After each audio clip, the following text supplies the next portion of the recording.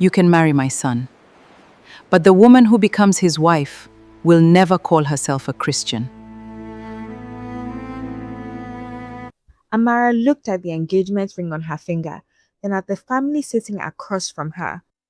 Just a few minutes earlier, they had welcomed her with warm smiles, beautiful food, and kind words. Now every face in the room was waiting for her answer. She slowly turned and looked at Khalid. Surely he would say something. Surely he would tell them that this was never part of the conversation. Instead, he lowered his eyes. That silence hurt her more than his mother's words ever could. In that moment, Amara realized she wasn't fighting for the man she loved anymore. She was fighting not to lose herself, and she seemed to be fighting a battle between two different countries. Amarachi never imagined that accepting a 6-month consulting project in Tanzania would change the rest of her life. She had traveled from Lagos, Nigeria to help restructure the marketing department of a fast growing technology company, expecting nothing more than another contract before returning home. Love was the last thing on her mind. On her first morning, she met Khalid. He was one of the company's directors, confident without being arrogant, calm in every situation, and known by everyone in the office for treating the cleaners with the same respect he showed executives. While everyone else seemed intimidated by him, Amarachi wasn't. She challenged one of his ideas during a meeting, backed it up with facts, and left the room without realizing she had just become the first person to disagree with him all week. Instead of offending him, it impressed him. Over the next few weeks, they kept finding themselves together. What started as conversations about work slowly became conversations about family, childhood dreams, faith, and the different ways they had both been raised. They laughed about the differences between Lagos and Dar es Salaam, argued over whose country had the better food, whether it was Nigeria or Tanzania, and they teased each other endlessly about football. You Nigerians really believe jollof rice belongs to you. Believe? Believe? We know it does. You've clearly never eaten proper Tanzanian pilau. Every conversation ended with both of them wishing it had lasted longer. For the first time in years, Amarachi felt completely seen. She admired how deeply Khalid respected his parents. He admired that Amara never hid her faith or pretended to be someone else just to make people comfortable. Even when they disagreed, they listened before speaking. By the time her contract ended, neither of them wanted to pretend they were just colleagues anymore. Khalid visited Lagos 2 months later. He met Amarachi's parents, laughed with her younger brothers, survived the endless teasing from her cousins, and somehow he won everyone over before the weekend was over.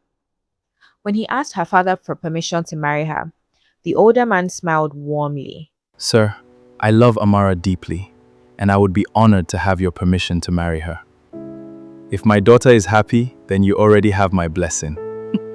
A week later, Khalid proposed on a quiet evening overlooking the ocean. Amara, will you marry me? Yes, 1,000 times yes. My family can't wait to meet you. She thought the hardest part of their journey was over. She had no idea they hadn't even reached the beginning.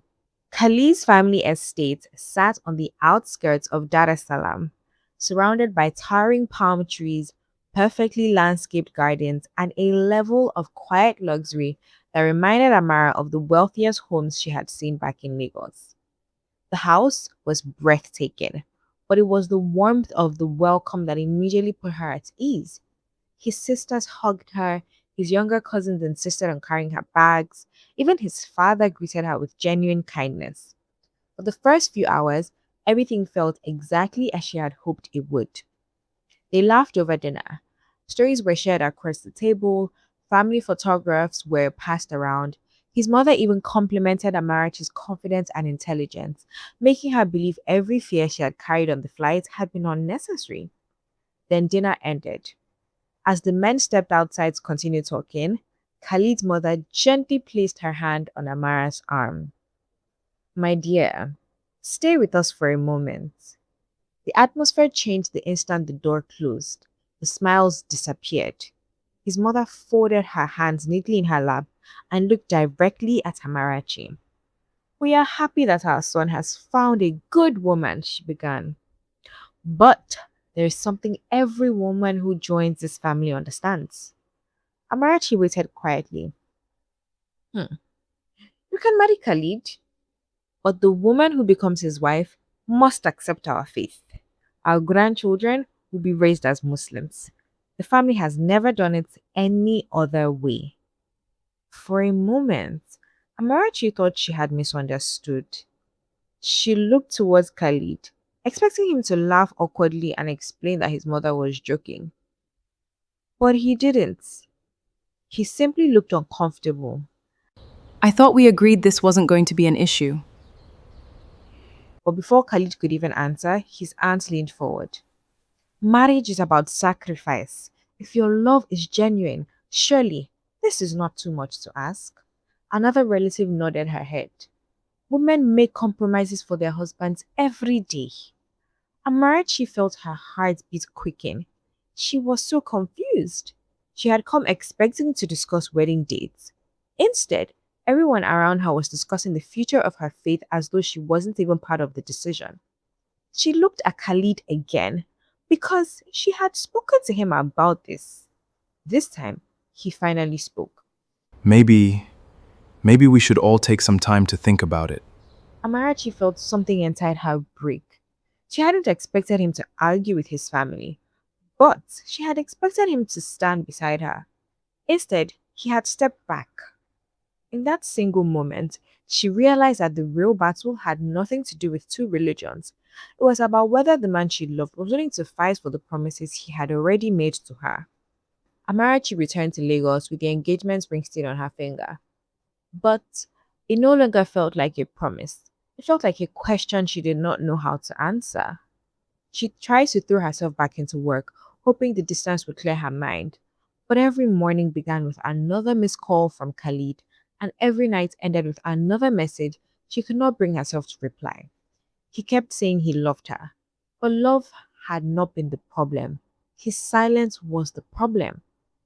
Back in Tanzania, Khalid could feel everything slipping away.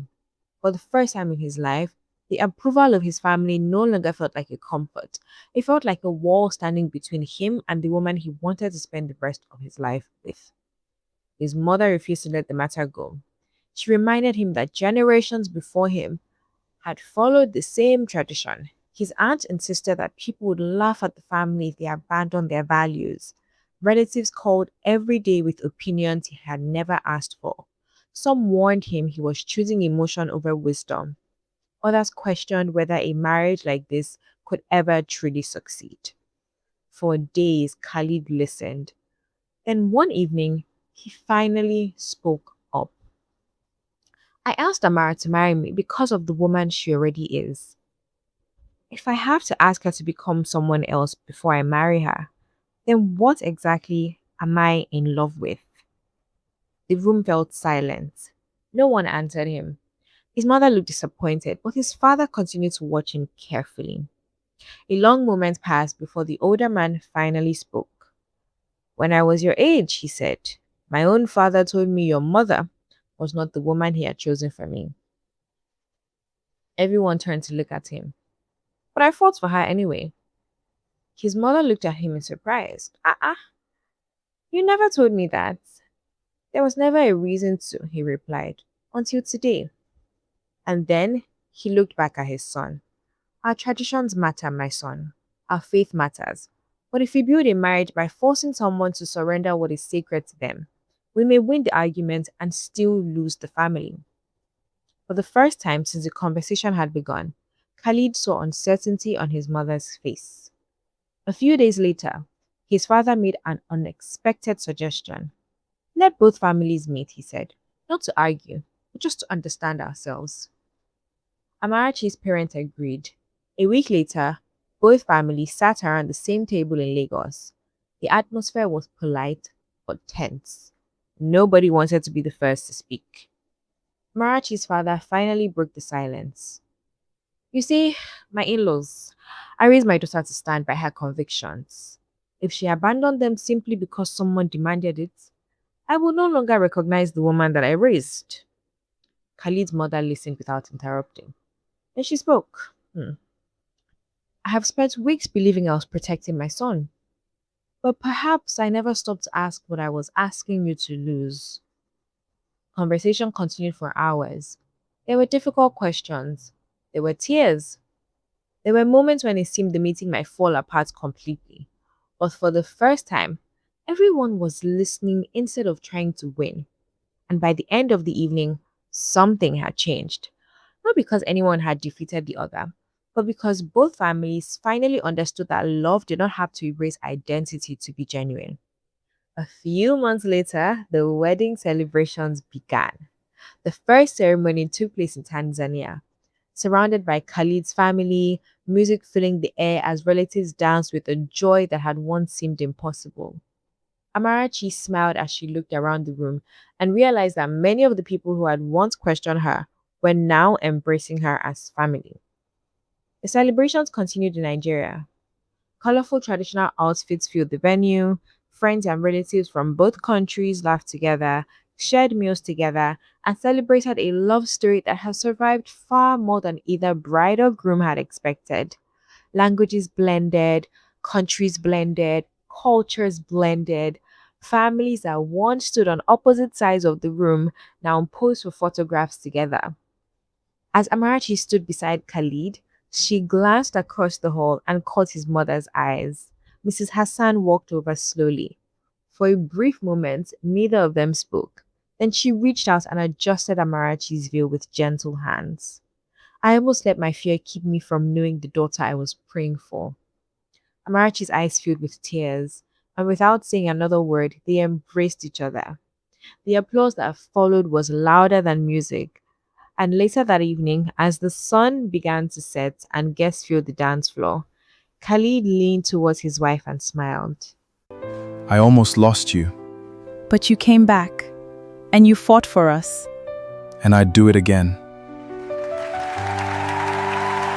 As they stepped onto the dance floor together, surrounded by two families who had once believed this day would never come, it became clear that the greatest victory had never been one religion over another, or one culture over another. It had been two people refusing to let fear write the ending of their story. And that was the beginning of the rest of their lives, with two lovebirds from two of Africa's biggest giants. So, family, this brings us to the end of this story. Did you love it? If there is any Tanzanian watching right now, please drop your flag in the comments below. I love to know where you're watching from. Can't wait to see you again next week, Sunday. Bye bye, family. Mwah.